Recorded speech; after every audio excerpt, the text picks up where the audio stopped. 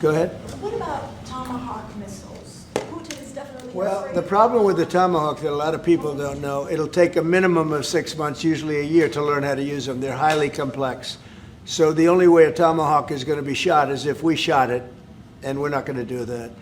But there is a tremendous learning curve with the Tomahawk. It's a very powerful weapon, very accurate weapon, and maybe that's what makes it so complex. But it will take a year. It takes a year of intense training to learn how to use it.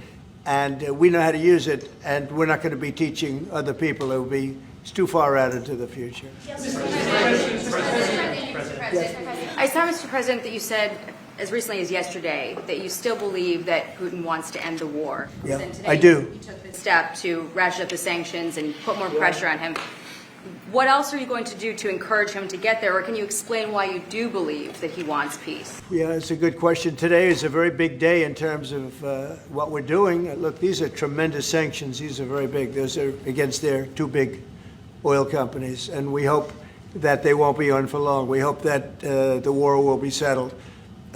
We just answered having to do with the various forms of missiles and everything else that we're looking at, but we don't think that's going to be necessary. We would like to see them just take the line that has been formed over quite a long period of time and go and go home.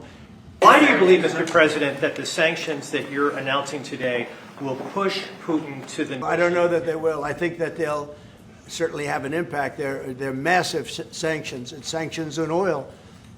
The two biggest oil companies, among the biggest in the world, but they're Russian. They do a lot of oil. And hopefully it'll push, hopefully he'll become reasonable, and hopefully Zelensky will be reasonable too. You know, it takes two to tango, as they say, and we're going to find out. They hate each other. These two people hate each other. You know that better than anybody, and it makes it more difficult than it should be. This should be easier to do, but the level of hatred between Zelensky and Putin is very substantial. Could I add one thing? What the president is doing today with these sanctions is putting more pressure, of course, on both parties, in this case on Russia.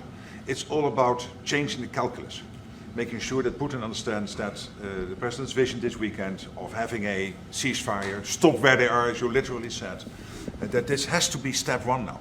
And for him to really accept that vision and to come to the table. And then you have to put pressure, and this is exactly what he did today. Along with Europe. I mean, Europe, look, they've actually become friends of mine. I think Yes. all of them. Yeah. We have a very close relationship, and they want to see it end too. They really want to see it end. But I can say they're totally committed. If this went on for 10 more years, Europe is behind them. They just can't let that happen. I always felt he wanted the whole thing, not a piece of it. But I think now he's willing to negotiate a little bit further, and I think he's willing to make a deal. We'll see. Mr. President, We don't want him. We don't want him to have the whole thing. Mr.